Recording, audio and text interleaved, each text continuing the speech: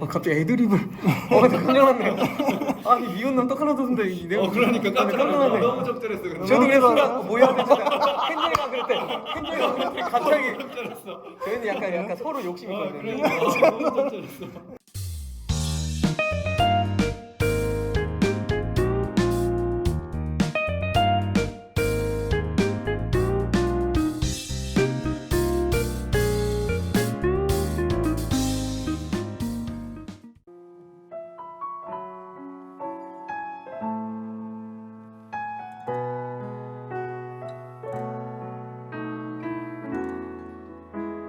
이 세상을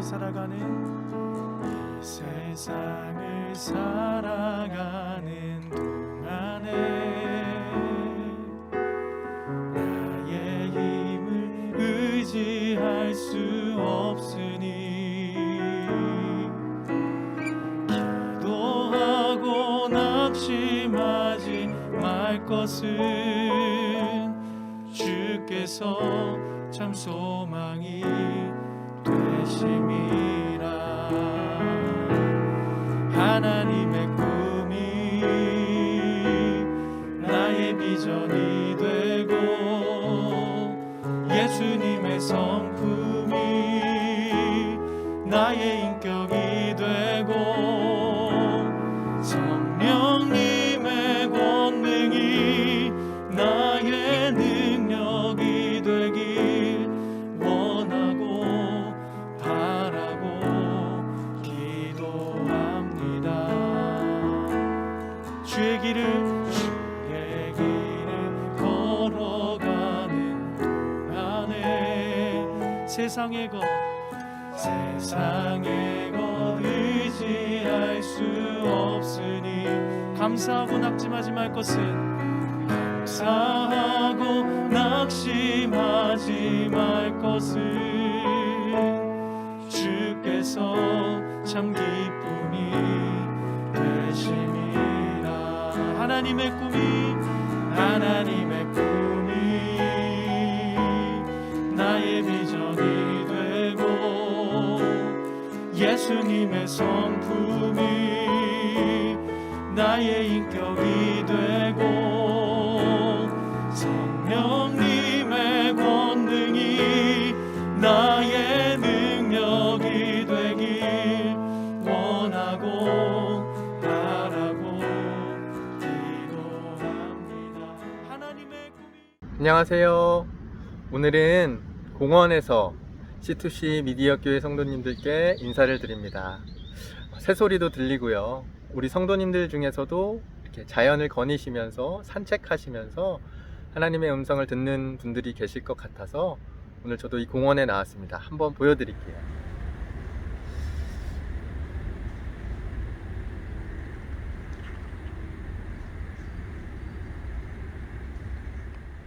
이렇게 자연 속에서 하나님의 음성을 듣는다는 것도 참 귀한 시간이 될 것 같습니다. 룻기 2장 14절에서 16절까지의 말씀 우리 함께 읽어보도록 하겠습니다. 먹을 때가 되어서 보아스가 그에게 말하였다. 이리로 오시오. 음식을 듭시다. 빵 조각을 초에 찍어서 드시오. 룻이 일꾼들 옆에 앉으니 보아스는 그 여인에게 볶은 곡식을 내주었다. 볶은 곡식은 룻이 배불리 먹고도 남았다. 룻이 이삭을 주우러 가려고 일어서자 보아스가 젊은 남자 일꾼들에게 일렀다. 저 여인이 이삭을 주울 때에는 곡식단 사이에서도 죽게 하게. 자네들은 저 여인을 괴롭히지 말게. 그를 나무라지 말고 오히려 단에서 조금씩 이삭을 뽑아 흘려서 그 여인이 죽도록 해주게. 아멘. 자, 계속 이어서 이야기를 좀 계속 나눠보겠습니다. 저 야만가님, 네. 보아스가 룻을 유혹하려고 했다는 정황이 혹시 보이시나요? 당연하죠. 근거가 있는 얘기란 거죠? 예, 근거가 있습니다. 왜냐하면 이 성경에 보면 먹을 것을 줬는데 먹고 남을 만큼 줬다. 이런 표현이 있어요. 그래서 저는 그렇게 생각합니다. 밥이 가는데 정이 간다. 그렇게 그게 저는 근거다. 생각합니다. 그게 근거입니다. 근데 그렇게 따지면 미운 자식 떡 하나 더 준다 이런 말도 우리 속담에 있는데 이제 일리 있어, 일리 있어. 밥 먹는 걸로 그렇게 뭐 사랑했다라고 하는 거 이거 너무 가는 거 아닌가 전 좀 생각이 들고요. 뭐 내용 중에 곡식단에서 금지된 그런 곡식단 사이에 있는 걸 뭐 준다 이런 내용을 제가 뭐 근거로 들었으면 생각은 해볼 수 있겠지만 그 뭐, 정도로 뭐 사랑했다고 하면 이해를 하겠는데 그쵸. 겨우 먹는 거 뭐. 바로 그거죠. 보시면 이 곡식을 이 종들한테 일부러 흘리라고 이렇게 이야기하지 않습니까? 그 장면 보면 뭐 핸델과 그레텔도 아니고 왜 음식을 흘립니까? 이거는 유혹하는 겁니다. 에? 따라오라. 유혹하는 거예요. 저는 그렇게 생각합니다. 예. 네, 제가 아까 이 민도사님이랑 또 하는 얘기 가운데 요즘 민도사님 많이 좀 삶이 힘드신 게 아닌가 이런 생각이 들었습니다. 좀 상황이 힘들 때 상황을 더 안 좋게 보는 그런 성향들이 있잖아요.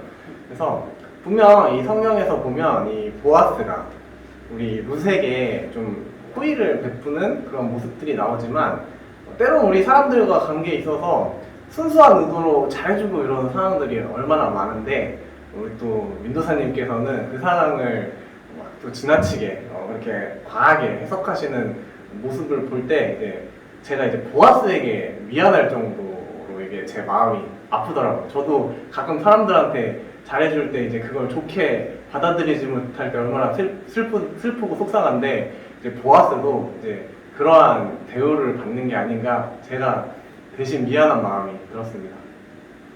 그리고 한 가지가 더 있어요. 근거가 한 가지가 더 있다는 거예요. 보면은 성경을 보면 이 보아스가 이 남종들에게 룻을 괴롭히지 말아라 라고 공포를 합니다.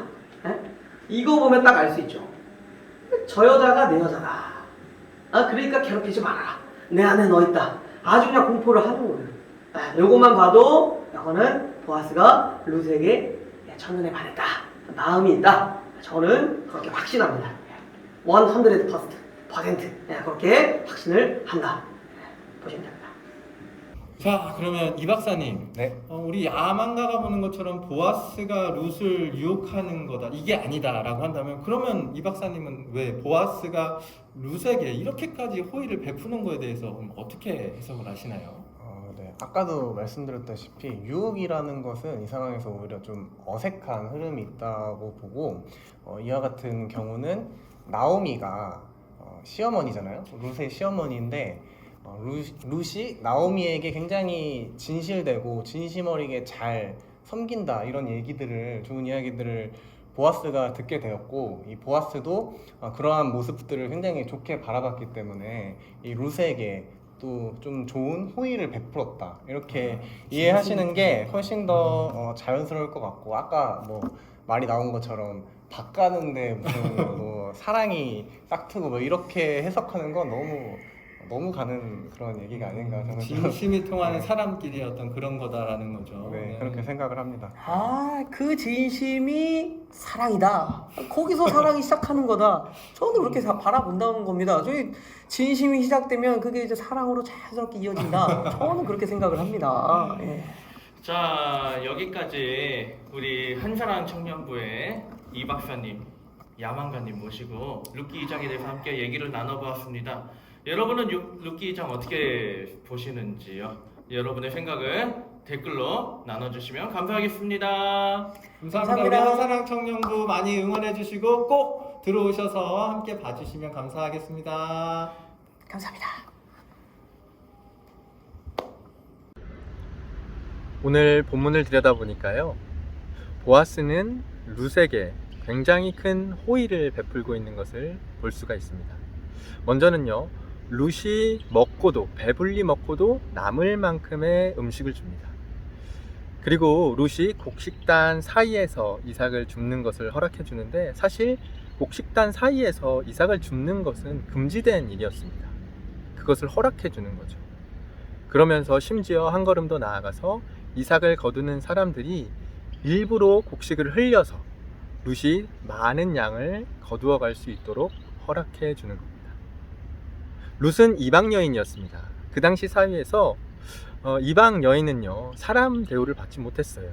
오히려 물건 취급을 받을 만큼 그런 시대였기 때문에 보아스는 사실 그냥 일반적으로 사람을 대하듯이 룻에게 대하기만 해도 굉장히 잘 대해주는 것이었습니다. 그런데 보아스는 그렇게 하지 않고 그 이상으로 자신이 할 수 있는 일반적인 선을 넘어서 최선 그 이상으로까지 나아가서 룻을 대하고 있는 것을 살펴볼 수가 있습니다. 왜 그랬을까요? 혹시 보아스가 룻에게 이성적인 어떤 감정을 가지고 그렇게 잘해준 걸까요? 오늘 본문에 보면 보아스는 사실 오늘 룻을 처음 만난 겁니다. 그리고 하루 종일 일을 하고 있던 룻의 모습은 이성적으로 느낄 수 있는 그런 아름다움의 모습과는 조금 거리가 있지 않았을까 생각이 들어요. 그리고 또 살펴보겠지만 3장에 가서 보니까 보아스는 이성적인 호감을 앞세워서 룻을 대하지 않았음을 우리가 알 수 있습니다. 그러면 왜 보아스는 룻에게 이런 호의를 베풀었을까요? 저는 이것을 진심이 이어지는 릴레이라고 생각을 해요. 먼저는 룻이 자신의 시어머니 나오미에게 인간적으로 할 수 있는 것 최선의 그 이상으로 대하지 않았습니까? 그 소문을 들었던 보아스가 이제는 내가 너에게 진심으로 내가 할 수 있는 최선의 그것을 넘어서 너에게 진심으로 대한다라는 것을 보여주는 것이죠. 저는 이 모습 속에서 우리 그리스도인들이 어떻게 서로 사람을 대해야 되는지를 생각해 보게 됐습니다. 진심으로 대한다는 것, 내가 할 수 있는 그것, 최선의 그 이상까지도 기꺼이 베풀 수 있는, 나눌 수 있는 그렇게 사람을 대하는 마음이 그리스도인들에게 있어야 되지 않을까라는 생각을 하게 됐고요. 이제 또 한 가지는 보아스가 사실 지난번에 살펴봤던 12절 말씀에서 하나님께서 너의 그 갸륵한 마음을 보고 넉넉하게 갚아주시길 원한다라고 이야기를 하는데 보아스는 자신이 뱉었던 그런 축복을 하나님의 말이라고 그냥 거기서 멈추지 않고 자신이 가지고 있는 물질과 힘을 통해서 실천하는 모습을 보여주고 있는 겁니다. 그러니까요, 보아스는 하나님의 대사가 되는 거예요. 하나님의 마음이 어디로 향하는지를 알았고 그 하나님의 마음이 향하는 곳으로 자신이 가지고 있는 물질과 힘을 나누어 줄 줄 아는 사람이었다. 내가 가진 것이 내 것이 아니고 하나님의 것이기에 하나님의 마음이 향하는 곳으로 그것들을 흘려보낼 수 있었던 보아스의 모습을 보면서 오늘 우리가 사람을 어떠한 마음으로 대해야 할지 한 가지 배우게 되고요. 우리에게 있는 것들을 또한 어떻게 나누고 사용해야 할지를 배우게 되는 것 같습니다.